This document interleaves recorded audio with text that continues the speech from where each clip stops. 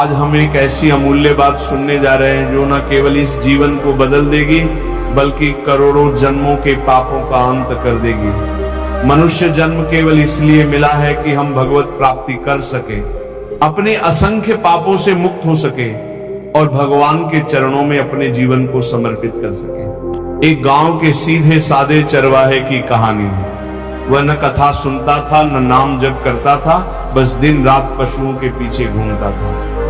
एक दिन गांव के गोपाल ने कहा, भाई कभी तो कथा सुन लो, पशु बुद्धि में जीवन व्यर्थ न कर दो।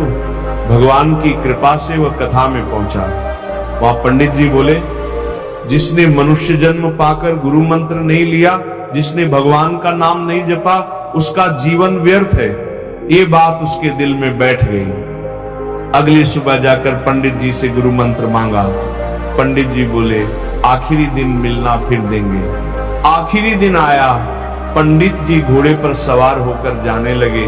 भगत दौड़ पड़ा, गुरु मंत्र दीजिए। पंडित जी सोच के लिए घोड़े से उतरे और मजाक में बोले, धपोचन धपोचन जप ले, जय गुरुदेव। सच्चे हृदय वाले भगत ने उस धपोचन शब्द को ही गुरु मंत्र मान लिया। बोला, मिल गया गुरु मंत्र, अब गाय चराना बंद, अब हम भजन करेंगे। गांव के लोग मजाक उड़ाने लगे। लेकिन बच्चा, भगवान तो अंतर्यामी है, उन्हें भक्त का मन चाहिए, शब्द नहीं। भगवान और रुक्मिणी जी स्वयं दर्शन देने आ गए। रुक्मिणी जी बोली, प्रभु ये कौन सा नाम जप रहा है? भगवान बोले, यह वही नाम है जो बचपन में ब्रज में मेरी मैया ने रखा था, गपोचन। इस कथा का सार यही है कि भगवान को शब्दों से नहीं, मन की भक्ति और श्रद्धा से पाया जाता है। करोड़ों जन्मों के पाप तब मिटते हैं जब हृदय में सच्चा विश्वास और सच्चा प्रेम होता है। पहली बात, श्रद्धा और विश्वास ही करोड़ों जन्मों के पाप मिटाने की चाबी है। बिना विश्वास के कोई भी साधना फलदायी नहीं होती। दूसरी बात, भगवान का नाम ही सबसे बड़ा साधन है। चाहे मन लगे या न लगे, जप करते रहो। अभ्यास से रस उत्पन्न होता है, रस से आसक्ति और आसक्ति से भगवत प्रेम। तीसरी बात, गुरु का दिया नाम ही हमारे लिए सर्वश्रेष्ठ है। चाहे स्वप्न में कोई आए, कोई और नाम देह में डिगना नहीं है। गुरु मंत्र सर्वोपरि है। शास्त्रों में भी कहा गया है कि चाहे स्वयं महादेव क्यों न कहें, अपने गुरु के वचन से विचलित नहीं होना चाहिए। चौथी बात, इंद्रियों को भगवान के साथ जोड़ना है। देखना, सुनना, खाना, पीना, हर क्रिया को भगवत संबंध से युक्त करो। भोजन भी प्रसाद समझ कर लो। हर काम में भगवान को साथ रखो।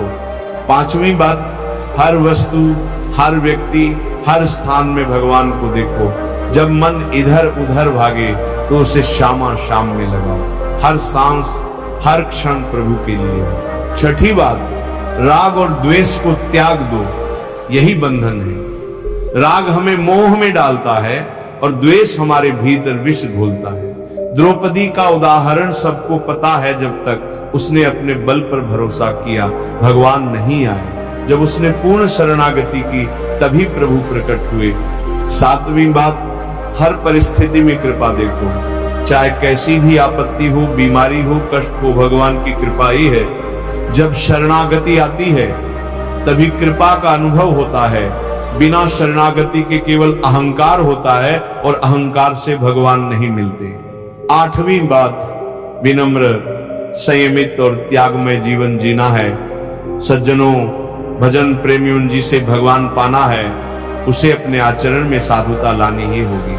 विनम्रता सबसे बड़ा गहना है। संयम जीवन की रक्षा करता है और त्याग वह दीपक है जो भगवान के दर्शन कराता है। नौवीं बात, सत्संग, स्मरण, कीर्तन और संतों के संग के बिना प्रेम नहीं जाता।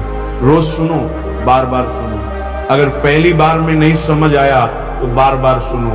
मोबाइल का सही उपयोग करो। भगवत कथा, नाम जप, भजन यही मोबाइल का सच्चा उपयोग है। 10वीं बात, हर क्षण नाम में लगे रहो। मन इधर उधर जाए तो वापस खींचकर नाम में लगाओ। नाम ही जीवन है, नाम ही रक्षा है, नाम ही उद्धार है। प्रेमी आत्माओं, जीवन का यही एकमात्र लक्ष्य है भगवत प्राप्ति। गुरु द्वारा दिया नाम, भगवत प्रेम, शरणागति, विनम्रता और सत्संग से ही जीवन सफल होता है और यही वह मार्ग है जो करोड़ों जन्मों के पापों को एक ही दिन में जलाकर भस्म कर देता है। आज संकल्प लो, अब से मेरा जीवन भजन में होगा, अब से मैं हर सांस में राधे राधे जपूंगा, अब से मेरी हर क्रिया, हर सोच, हर कर्म प्रभु के लिए होगा।